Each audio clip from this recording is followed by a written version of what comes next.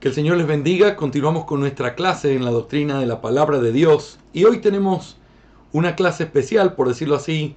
Está fuera de nuestro contenido confesional, pero al mismo tiempo está contenido en la realidad que va conectado con eso. Aunque nosotros estamos usando la confesión de fe como nuestro esquema o la estructura a través de la cual nosotros establecemos nuestra doctrina o vamos mirando cómo desarrollarla. En el siglo XVII, la discusión con respecto a la doctrina de la inspiración y la doctrina de la inerrancia o la infalibilidad de las escrituras no era algo completamente desarrollado como llegaría a desarrollarse por algunos ataques algunos siglos después. Por eso me es importante incluir este excursus aquí para poder ponerlo dentro de nuestra clase, pero al mismo tiempo que pueda ser este excursus algo que pueda servir para entender en contexto histórico la importancia de esta doctrina. Le he puesto por nombre a este excursus la escritura bajo fuego. La escritura bajo fuego, siguiendo el rastro de la doctrina de la inerrancia. Así que antes de comenzar nuestro recorrido, que en eso va a consistir nuestra clase primera, quiero hacerles esta pregunta para que podamos reflexionar. Y la pregunta es la siguiente: ¿cuál es el verdadero problema de fondo cuando nos acercamos a un tema como la doctrina de la inspiración o la inerrancia? ¿Cuál es el verdadero problema? ¿Por qué tanto asunto con prestarle atención a esto? ¿Por qué tantos debates? ¿Por qué se llegó a la Declaración de Chicago? ¿Por qué todos esos detalles? Bueno, yo diría que el asunto no solamente que es fundamental, sino que es un asunto al que todo estudiante serio de la Escritura debe prestarle completa atención, y no solo un estudiante de la Escritura como un pastor o alguien que anhela hacerlo, sino también un hermano común y corriente en la fe necesita entender estas cosas tan importantes. Y eso tiene que ver entonces con la pregunta de fondo: ¿quién tiene la autoridad? ¿Quién tiene la autoridad? Si nosotros discutimos el por qué el entender la inspiración es importante, como les decía en nuestras clases anteriores, el definir qué es la escritura y definir la doctrina de la inspiración es tan importante porque nosotros estamos diciendo, y acabamos de decir en nuestro primer capítulo, que la autoridad sobre la que recae todo, el juez supremo de todo, nuestra fe y nuestra vida, tiene que ver con las sagradas escrituras. Por lo tanto, si nosotros no identificamos apropiadamente la escritura y si no vemos en la escritura esa parte, ese factor que le establece como una palabra cierta, segura, entonces el problema de la autoridad es un problema que queda tambaleando. Si se mueven los cimientos, si los cimientos se caen, si se mueve la base de un edificio, entonces no queda nada por encima. Es por eso que este asunto es tan importante. Yo quisiera empezar nuestro análisis histórico pidiéndoles que me acompañen a 1 Tesalonicenses capítulo 2, versículo 13. 1 Tesalonicenses capítulo 2, versículo 13. Y quiero que noten conmigo lo que dice la palabra de Dios en este texto. 1 Tesalonicenses capítulo 2, versículo 13. Por eso también nosotros, sin cesar, damos gracias a Dios de que cuando recibisteis de nosotros la palabra del mensaje de Dios, la aceptasteis no como la palabra de hombres, sino como lo que realmente es la palabra de Dios, la cual también hace su obra en vosotros los que creéis. Hermanos, Pablo explica en este texto la gran gratitud que él tiene al Señor por esta iglesia de los tesalonicenses. Una iglesia que no fue instruida muy profundamente en la palabra, sino lo que se puede enseñar a alguien en 3 semanas. Pero en esas 3 semanas que Pablo pudo estar con ellos y luego tuvo que irse, el Señor en su gracia permitió que ellos se mantuvieran firmes. Pero una de las razones por las cuales Pablo da gracias es porque ellos se mantuvieron firmes precisamente por la actitud que ellos tuvieron hacia la Escritura. Una actitud de recibirla como lo que realmente es, no palabra de hombre, sino palabra de Dios. Y aunque ellos no tenían una escritura en su mano, sino que la escritura, por decirlo así, antes de ser escritura, la revelación de Dios que ellos recibieron, eran las palabras de Pablo. pero ellos la recibieron con la autoridad que las palabras de Pablo tenían como la palabra de Dios. Por eso el asunto es clave y el asunto tiene que ver con un tema de autoridad. ¿Es o no es la autoridad la palabra de Dios? ¿Y eso de qué depende? Bueno, depende de que sea una palabra confiable, que venga de parte de Dios. Si viene de parte de Dios, entonces debe ser sin errores. Pero entonces en la historia de los hombres, esto se fue desarrollando y quiero contarles un poco, de manera de un resumen, cómo es que esta doctrina se fue desvirtuando y comenzó a estar bajo serios ataques y mucha parte de la iglesia no recibiendo la palabra como realmente es la palabra de Dios, sino como simplemente palabra de hombres falible. Así que empecemos nuestro contexto histórico y le he puesto un título a cada momento que voy a ir relatándoles. En total son 4 y que son importantes para entender este proceso. Así que les ruego toda su atención en esto. El contexto histórico entonces es así. En primer lugar, el amanecer de un nuevo mundo. El amanecer de un nuevo mundo. Ese subtítulo lo pongo para hablar del modernismo. Escuchen con atención. El modernismo fue una reacción al premodernismo, el cual marcó la cultura por muchos siglos, hasta el siglo XVI. En la época premoderna, los occidentales creían que Dios, o lo trascendente, era la base de los conceptos morales absolutos, la racionalidad, la dignidad humana y la verdad. Es decir, todas estas cosas tenían que ver con Dios. Dios era el centro del pensamiento. En esta época, el punto de partida hacia el conocimiento y la sabiduría era Dios, quien proporcionaba el lente con el cual uno podía interpretar adecuadamente la realidad y la experiencia humana. Teniendo fe en Dios, entonces, según el pensamiento premodernista, el mundo podía entenderse correctamente. Se puede resumir el premodernismo por medio de la frase del célebre teólogo cristiano Anselmo, que fue aproximadamente en el año 1033 después de Cristo, y él dijo lo siguiente: creo que puedo entender, o mejor dicho, creo para entender. La frase en latín es credo ut intellengam. El orden era fe, luego entendimiento, o una fe que busca entendimiento. Fides quaerens intellectum. Y esa era la idea de cómo se manejaba el premodernismo. Ahora piensen en esto. Estamos hablando del tiempo también de la edad medieval. Estamos hablando de todos esos siglos. ¿Qué era lo que había? Nosotros lo sabemos por medio de las pinturas, por medio de lo que se escribía, por medio de lo que se hacía, por medio de la ciencia que había. Todo era alrededor de la fe. Ahora, por supuesto que hubo muchos abusos de parte de la iglesia en un sentido erróneo, tomando ciertas cosas, y entonces eso es lo que iba preparando para lo que vendría.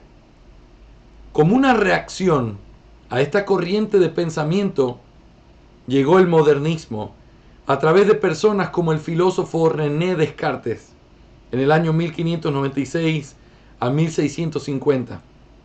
Este filósofo fue un teólogo católico romano preocupado por el escepticismo filosófico y la creciente incertidumbre teológica de su tiempo como resultado de la Reforma protestante.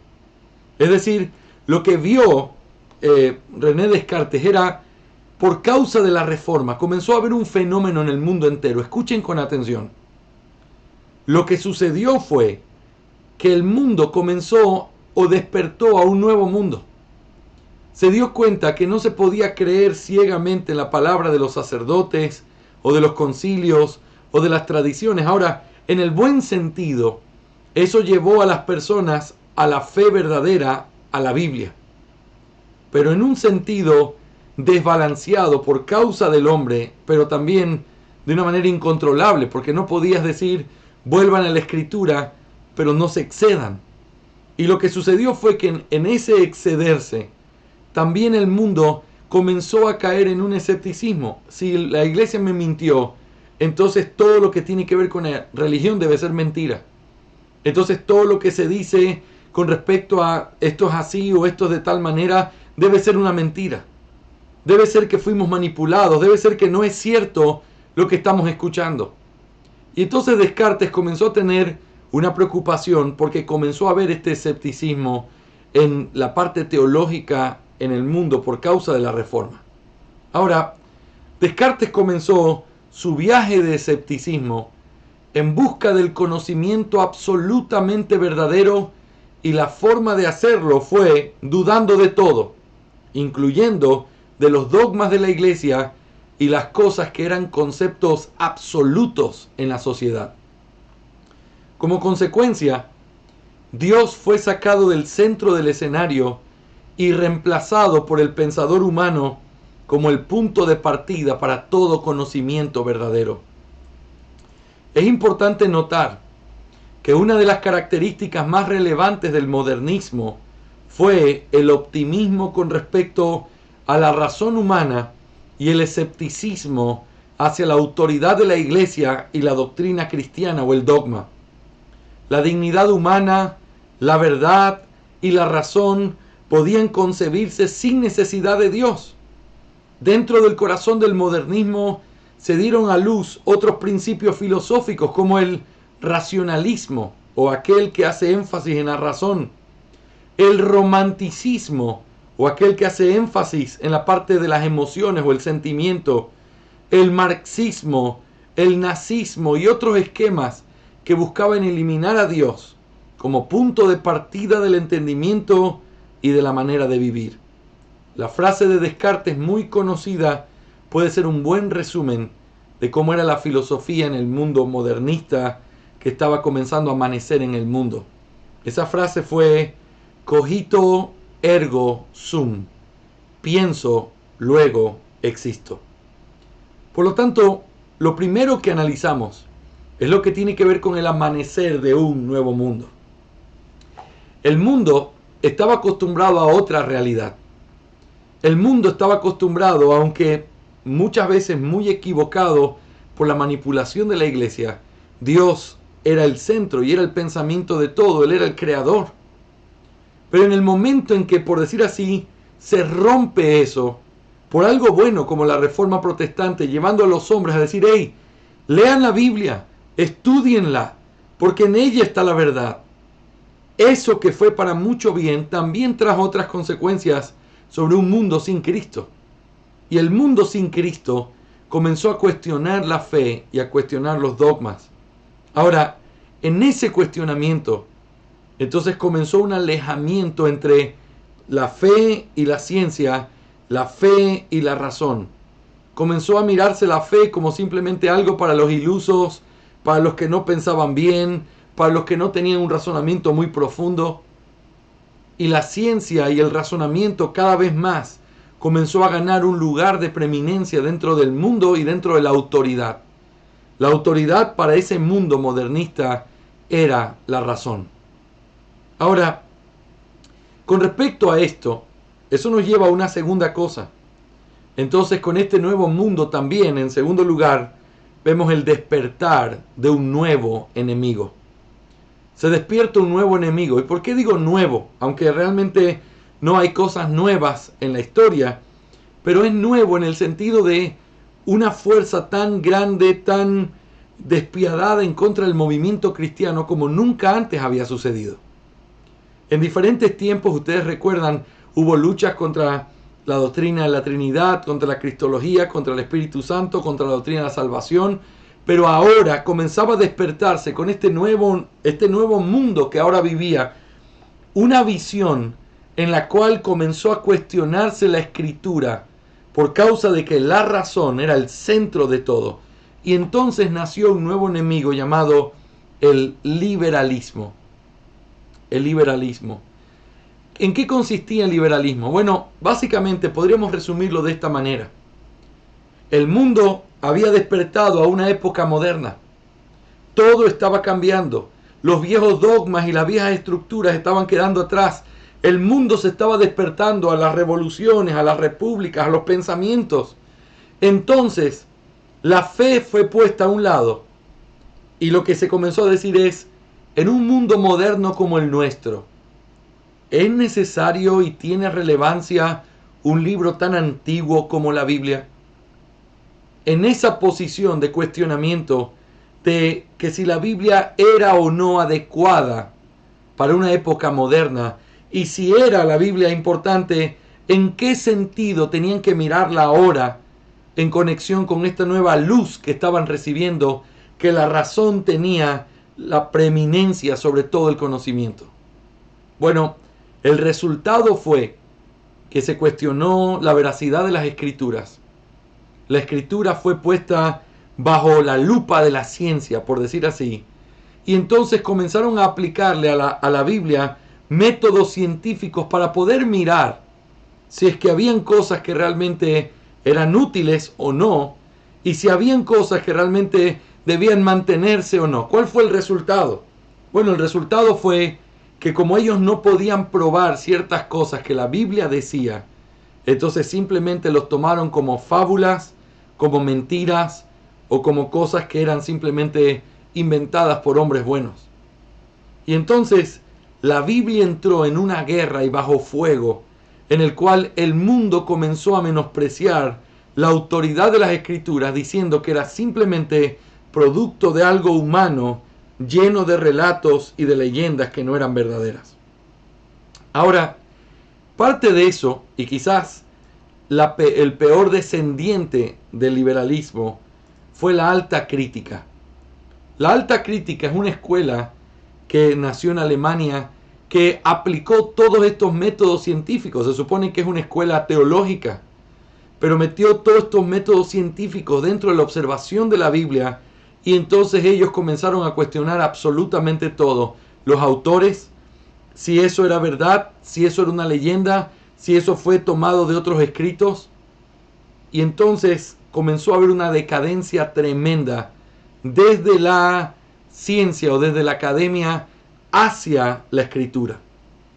Ahora, se negó la inspiración, se negó las cosas sobrenaturales, y eso es lo que comenzó a golpear la iglesia cristiana en esos días.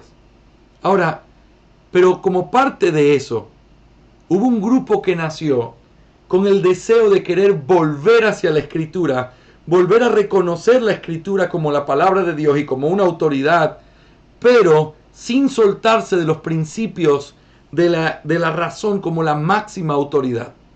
Y me estoy refiriendo a la neo-ortodoxia. La neo-ortodoxia.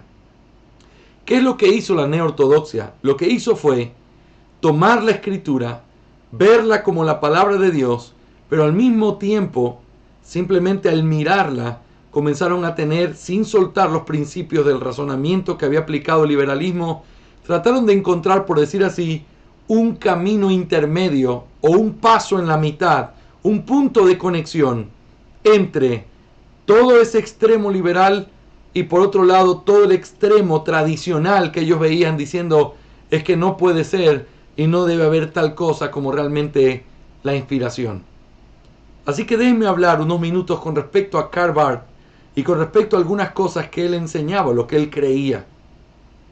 La primera cosa es que él tomó una frase latina que es muy común, pero él la tomó y la aplicó al aspecto de la escritura. Y él dijo esto: errare humanum est. Errar es humano.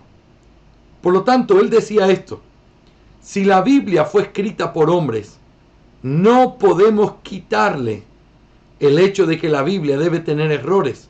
Porque si nosotros decimos que la Biblia fue dada por algún otro medio, entonces le estás quitando toda la presencia humana y estás convirtiendo la inspiración simplemente en un dictado, en algo mecánico que los hombres hicieron. Ellos no son autores, ellos son simplemente secretarios de Dios.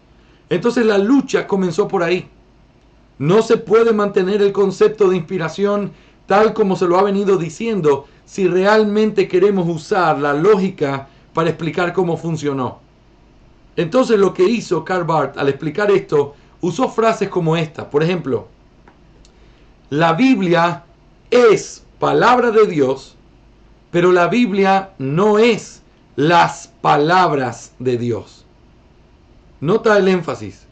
La Biblia es palabra de Dios, pero no las palabras de Dios. Lo que él quiere decir con eso, lo que quiso decir con eso es, todo el compendio de la Biblia es Dios quien te está hablando. Es Dios quien está ahí. Es Dios quien a través del Espíritu tú puedes conocer a través de la Biblia. Pero lo que está ahí no son las palabras de Dios, sino lo que Dios quiso dar al hombre, pero en palabras de hombre. Por lo tanto, hay errores. La Biblia es palabra de Dios, pero no es las palabras de Dios. Y entonces él comenzó a aplicar un concepto al cual él llamó, y lo llamó de esta manera, el docetismo con respecto a la escritura. Y déjenme explicarlo para poder entender un poco qué es lo que pasaba aquí. Él decía, tomando como una ilustración la encarnación de Cristo, él decía, nosotros si decimos que Dios inspiró, tal como se dice tradicionalmente, entonces nosotros estamos cometiendo un docetismo con respecto a la escritura. El docetismo viene de la palabra dokeo, de la palabra griega que significa parecer o aparentar. El docetismo era una creencia de que, unida con la filosofía griega, decían que Cristo realmente no pudo haber tenido un cuerpo, porque realmente su cuerpo, si era como la filosofía lo explicaba, era algo malo, y como él era bueno, no podía tener un cuerpo, por lo tanto tenía una apariencia de cuerpo. El docetismo es una de las doctrinas erróneas con respecto a la cristología.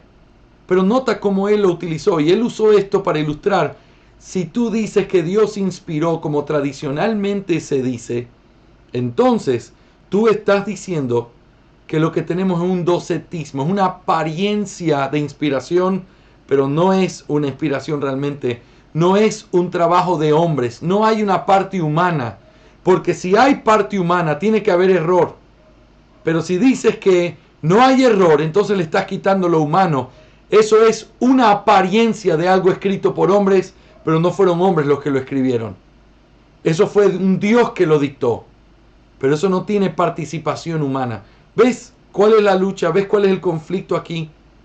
Ahora, es interesante, y hoy estuve escuchando un rato a R.C. Sproul hablando sobre esto, y él explicaba que en ese tiempo y en el tiempo de Karl Barth y todos los que estaban con él, nadie negaba el hecho de que Cristo afirmó que la palabra de Dios era completamente infalible y que no tenía errores. Y entonces ellos decían, sí, Cristo enseñó eso, pero estaba equivocado. Y está bien que esté equivocado, porque él era humano también. La forma en cómo ellos lo entendieron fue que ellos dijeron que Cristo dijo eso haciendo o apelando a una doctrina ortodoxa como es la communicato idiomatum, que es el hecho de lo que se estableció en Calcedonia, en el concilio de Calcedonia, de que Cristo tiene dos naturalezas las cuales no se funden, sino que permanecen y mantienen sus atributos cada una. Pero lo que ellos dijeron fue, cuando Cristo habló sobre la Escritura, habló como hombre y no como Dios. Como Dios, Él es omnisciente y Él sabe que la Biblia tenía errores. Por lo tanto, Él no lo dijo como Dios, lo dijo como hombre y se equivocó. Por eso dijo que tu palabra es verdad. Por eso dijo que la Escritura no puede ser quebrantada. Ese concepto y cómo ellos tomaban la ortodoxia y la aplicaban a la inspiración es lo que trajo grandísimos problemas en la academia y en todo lo que tiene que ver con la parte de la erudición teológica de esos años. Así que, utilizando un concepto ortodoxo, ellos lo aplicaron de una manera equivocada y entonces ellos dijeron, si nosotros estamos hablando de que la Biblia es humana, porque ese es el énfasis, es un libro de hombres, entonces inspiración no puede significar una inspiración que dé como consecuencia algo sin errores. Tiene que significar quizás conceptos. Dios dio conceptos y ellos escribieron lo que entendieron. O quizás Dios les dio ciertas revelaciones y ellos vieron y escribieron lo que vieron. Pero no puede ser algo verbal, no puede ser algo sin errores, porque entonces deja de ser humano. Y ellos están tratando de defender, acuérdate cuál es el énfasis, están tratando de defender la razón. Evidentemente la Biblia es un libro escrito por hombres, pero para poderle dar su validez, ellos entonces tuvieron que acudir a este principio negando la inspiración como se había creído y se ha creído, sino hablando de una nueva forma de inspiración, donde aquí está la palabra de Dios, están los conceptos de Dios, están las ideas que Dios quiso darle al hombre, pero no son las palabras de Dios, son palabras de hombre. Por lo tanto, si encuentras errores, tienes que saber, los hombres se equivocaron, pero lo que está en su todo es la palabra de Dios. Así que estos conceptos son muy importantes que todos ustedes puedan entenderlos bien, porque en esto está basado el debate. Y entonces, ¿qué fue lo que pasó? Bueno, eso me lleva a mi tercer punto en esta clase. El surgimiento de una nueva batalla. Había un nuevo mundo, había un nuevo enemigo, pero ahora había una nueva batalla. ¿Y qué es lo que encontramos? Bueno, hay tres cosas claves que tienes que saber en esta parte de la historia. Por un lado está el frente holandés, y tú ya eres familiarizado con eso, ya estás familiarizado con eso. El frente holandés, Kuyper, Bavinck. Por otro lado están los profesores del seminario de Princeton, o como se les conoce en la historia, los princetonianismos, o los princetonianos. Y también están los fundamentalistas, o el fundamentalismo. Esos son los tres frentes en los que vimos cómo esto se desarrolló. Y permíteme explicarlo de esta manera. Cuando Bavinck fue puesto como rector de la Universidad Libre de Ámsterdam, que fue, como te decía en las clases anteriores, el sucesor de Kuyper, y esa doctrina holandesa tan pura también estaba viviendo estragos con respecto a todo este movimiento llevado a cargo de esta neortodoxia y el liberalismo. Ellos pelearon fuerte contra eso, tanto así que se cuenta que cuando Herman Bavinck fue establecido como rector, su discurso fue titulado Modernismo y Ortodoxia. Y él afirmó en ese discurso que el mundo se estaba enfrentando a un tiempo como nunca antes se había enfrentado. Ninguno de nuestros antepasados lo había enfrentado. Y él en muchas ocasiones, y así como ustedes lo han leído en su introducción a la teología sistemática, Bavinck defiende la inspiración de las Escrituras, y aunque no lo hace con todos los detalles que vinieron posteriormente a Bavinck, él se paró firme en enseñar, al igual que Kuyper, una inspiración de las Escrituras, y ellos la llamaban de una naturaleza orgánica, lo cual implicaba que el elemento humano seguía ahí y que Dios lo que hacía era obrar, pero que era tanto producto humano como producto divino. Ellos no utilizaron la palabra inerrancia, eso es muy cierto, pero ellos se quedaron con la palabra clásica, la infalibilidad de las Escrituras. Y ellos enseñaron el hecho de que la Escritura había sido inspirada de manera orgánica. Dios obrando en los hombres, pero finalmente producto de hombres y producto de Dios. Ahora, mientras eso pasaba en Holanda y en esa parte de Europa, nosotros en América tuvimos también una lucha. Y la lucha estuvo basada muy cercanamente al seminario Princeton. Ahí entonces nosotros encontramos a A. Hodge y a B.B. Warfield enseñando y peleando con respecto a eso desde su frente. Y ellos enseñaron la inerrancia verbal al momento de inspirar. Dios inspiró, pero ellos utilizaron las palabras inerrancia y la palabra verbal para poder explicar cómo es que la inspiración se llevó a cabo y cómo es que se mantuvo pura, siendo producto de hombre y producto de Dios al mismo tiempo, pero sin pecado. En nuestra próxima clase vamos a hablar de cómo la misma ilustración que utilizó Karl Barth para hablar de que tenía que tener errores, usando la cristología para explicar el hecho del docetismo escritural. También Kuyper y también Bavinck, también Warfield, utilizaron la cristología y utilizaron la unión hipostática o el hecho de que Cristo tiene dos naturalezas para explicar cómo la naturaleza divina puede actuar aún con la naturaleza humana y tener un producto final sin error. Así que eso lo vamos a ver para más adelante, pero en eso consistía el debate. Ahora, producto de esta discusión que empezó inicialmente en el seminario de Princeton, parándose firme en la brecha, luchando contra esta tendencia, lastimosamente tengo que decir, el seminario de Princeton fue conquistado por eso, y Karl Barth luego dio clases por mucho tiempo y tiene un centro de investigación llamado Karl Barth, sigue estando ahí. Es una pena que el seminario de Princeton se perdió en esa lucha.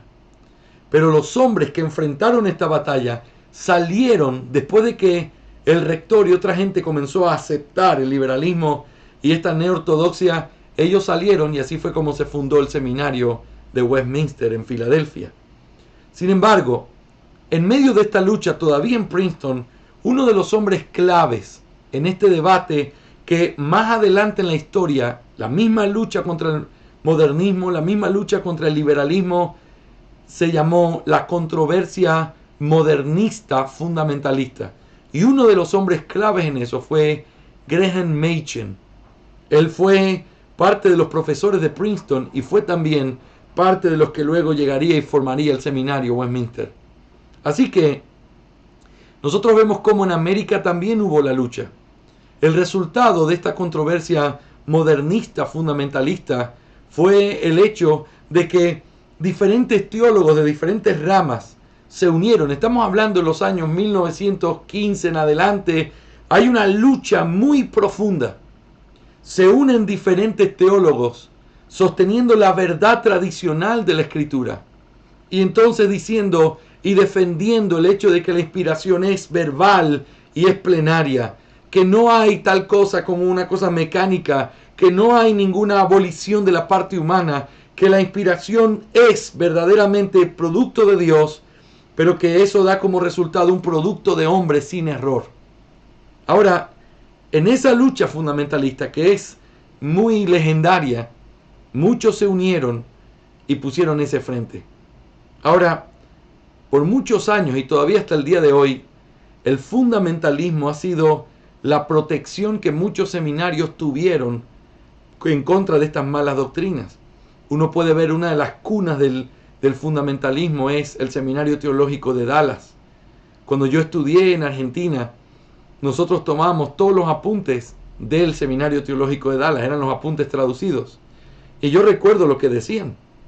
Y yo me acuerdo expresiones de las que hoy estamos hablando, que ellos las tenían. Sí, quizás no me las explicaron con todo el detalle que ahora las entiendo, pero era una forma de defender la verdad desde el frente en que ellos tenían. Así que una de las cosas, por cierto, como un paréntesis, es que esto fue tan controversial y tan problemático que unificó a los diferentes cuerpos de iglesias, que finalmente cuando casi se terminó de vencer esta batalla, las doctrinas que quedaron predominantemente como lo que te convertía en parte de la ortodoxia o una iglesia de sana doctrina, tenían mucho que ver con la inspiración de las Escrituras, Cristo en un estado literal, volviendo por segunda vez con cuerpo, que la historia de Cristo era real, todo en contra del liberalismo. Pero entonces las doctrinas de la gracia no fueron parte de ese paquete, por decirlo así. Y por eso, aunque triunfó la Escritura encima de toda la neortodoxia que había en esos días, las doctrinas de la gracia fueron dejadas a un lado, porque no eran predominantes en ese momento, no era el conflicto eran los fundamentos. Pero al analizar los fundamentos, simplemente dejaron de lado cosas fundamentales y esenciales como el calvinismo. Y esa es la explicación que el Dr. Waldron da de una de las razones de por qué hoy los evangélicos son tan ajenos al concepto calvinista, porque eso no es parte de su tradición contemporánea. Su tradición contemporánea es la lucha en contra de todo este grupo liberal que peleó en los Estados Unidos y que se enfrentaron y se unieron para poder presentar un frente unido. Así que eso es lo que nosotros vemos. Toda la teología o la gran mayoría de la teología de los años 50, 60, 70, 80 en los Estados Unidos fue fundamentalista y por eso casi que el concepto reformado fue dejado a un lado. Los bautistas reformados estaban ausentes, por decir así. Todo vuelve a la escena en los años 1960, 70, con hombres como Pink y como otros hombres que comenzaron a mover el movimiento contemporáneo bautista reformado. Pero antes de eso, todo fue absorbido, por decir así, en esta controversia que fue tremenda. Era el único tema de conversación, era la única lucha que había, y por eso esto tomó tanta preeminencia en medio del escenario. Muy bien. Eso nos lleva entonces a considerar un último punto en mi recorrido de esta primera clase. Y eso es una victoria temporal sobre un enemigo permanente. Una victoria temporal sobre un enemigo permanente. Y estoy hablando de la declaración de la inerrancia bíblica de Chicago. Quiero que note solamente algunos detalles. En nuestra próxima clase vamos a hablar mucho más de este documento y de esta asamblea, pero quiero que notes cómo puse de título: una victoria temporal sobre un enemigo permanente. De verdad, nosotros podemos darle muchísimo mérito a esto que sucedió, y en estos días de estar investigando más sobre este tema, fue precioso escuchar al mismo R.C. Sproul, que fue el presidente de este concilio, de este consejo, y que fue parte de los hombres que organizó esta reunión o esta asamblea en Chicago. Escuchar lo que él decía, escuchar cuáles eran sus preocupaciones, es algo fascinante. Y de verdad, gracias a lo que ellos hicieron, esa lucha sin precedentes, mucho más grande todavía que lo que pasó con la batalla fundamentalista, que eran muchos más teólogos, mucha más gente, muchos más contextos unidos bajo una sola declaración de fe.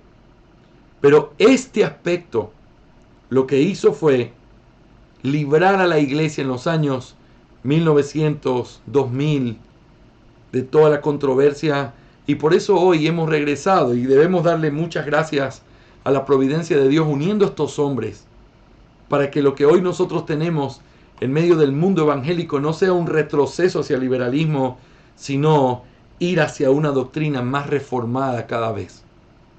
Realmente es glorioso lo que sucedió y eso trajo consecuencias muy buenas. Sin embargo, es una victoria temporal. Lutero decía que el evangelio hay que volvérselo a predicar a todas las generaciones, porque las doctrinas tienen que ser repetidas y tienen que ser defendidas en su propio contexto.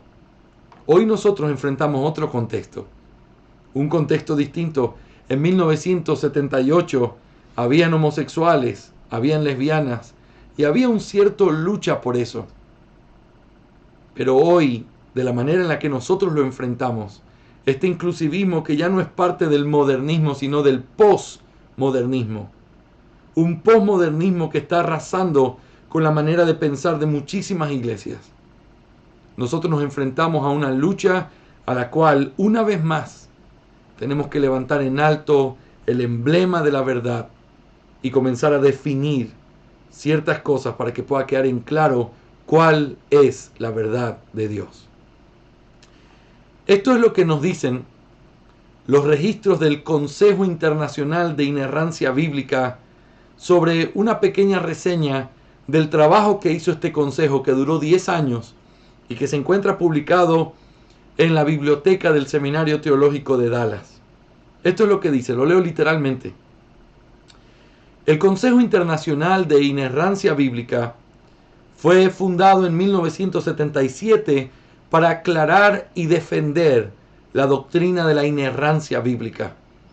El Consejo patrocinó 3 cumbres importantes, cada una de las cuales produjo una declaración importante. La primera cumbre se celebró en Chicago del 26 al 28 de octubre de 1978. Más de 300 líderes cristianos, teólogos y pastores asistieron y adoptaron la Declaración de Chicago sobre la inerrancia bíblica, la cual consta de 19 artículos con una breve exposición. Los documentos entregados en la conferencia se publicaron como un libro llamado La Inerrancia. También el doctor Jay Greenstead, uno de los organizadores de este consejo, describió la declaración como un documento histórico de la Iglesia creado por el grupo más grande y amplio de eruditos protestantes evangélicos que alguna vez se unieron para crear un documento teológico común en el siglo XX. Es probablemente la primera declaración sistemática, integral, amplia, académica y con estilo de un credo sobre la inspiración y la autoridad de las Escrituras en la historia de la Iglesia. Mis hermanos, vamos a considerar estas palabras con detalle para que ustedes puedan mirar la magnitud de lo que esto tuvo. Pero este hombre no está exagerando. Lo que él dijo es real. Aún con toda la controversia que se vivió en el siglo XX y esta lucha modernista y todo lo que hubo, el fundamentalismo levantándose en contra, aún así, nada se hizo de una manera más sistemática, más integral, más amplia, más académica y con el estilo de un credo, como fue esta declaración de Chicago. Luego, el mismo consejo convocó a la segunda cumbre que se hizo del 10 al 13 de noviembre de 1982, 4 años después, en Chicago, para discutir los lineamientos para los principios de interpretación de la Biblia. Aproximadamente 100 personas asistieron y adoptaron la Declaración de Chicago sobre la hermenéutica bíblica. Yo sé que ustedes la estudiaron con mi hermano Taylor y la analizaron en detalle. La cual comprende 25 artículos y una breve exposición. Los trabajos escritos leídos en la conferencia fueron publicados como Hermenéutica, Inerrancia y la Biblia. Todos estos fueron libros publicados. La conferencia final de este Consejo de Inerrancia Bíblica, la tercera cumbre, fue celebrada del 10 al 13 de diciembre del 86, 4 años después, en Chicago. Los participantes adoptaron la Declaración de Chicago sobre la aplicación bíblica, compuesta por 16 artículos con una introducción por separado. Los trabajos escritos leídos en la conferencia se publicaron como Aplicando las Escrituras. Ese fue el nombre del libro. Una de las últimas acciones de este consejo fue transferir los registros de la organización de los archivos al Seminario Teológico de Dallas para preservarlos para futuras investigaciones. Los archivos del Consejo de Inerrancia de las Escrituras datan de aproximadamente 1978 a 1989 y ocupan 69 pies lineales. Los registros incluyen correspondencia, archivos relacionados con publicaciones, documentos sobre seminarios y congresos laicos, registros financieros y copias de las declaraciones adoptadas en las 3 conferencias. La colección también tiene algunos álbumes de recortes y copias de preservación de libros publicados por este consejo. Esta declaración histórica o este registro histórico que hace el Concilio de la Inerrancia de las Escrituras es algo que tiene que llamar nuestra atención de una manera muy, muy importante. En nuestra próxima clase, mis hermanos, vamos a considerar algunos detalles claves que encontramos aquí en una discusión clave de palabras. ¿Por qué inerrancia? ¿Por qué no la infalibilidad de las Escrituras, que era una palabra conocida? ¿Cuál es el problema? Son distintas. ¿Por qué se usa una y no se usan simplemente como sinónimos? ¿Por qué todos estos eruditos decidieron por inerrancia? Bavinck, Warfield tenían una diferente perspectiva. Eso es una doctrina distinta. Son preguntas importantes que tenemos que hacer en toda esta discusión con respecto a la inerrancia de las Escrituras. Así que en nuestra próxima clase lo que vamos a hacer es analizar este debate, esta lucha entre palabras, entre detalles, entre conceptos que se pusieron sobre la mesa y que fueron la forma en la que se defendió la verdad en estos años. Así que aquí vamos a terminar nuestra clase, anhelando que haya sido de mucha edificación y de ayuda a entender la historia de este proceso de la inerrancia de las Escrituras.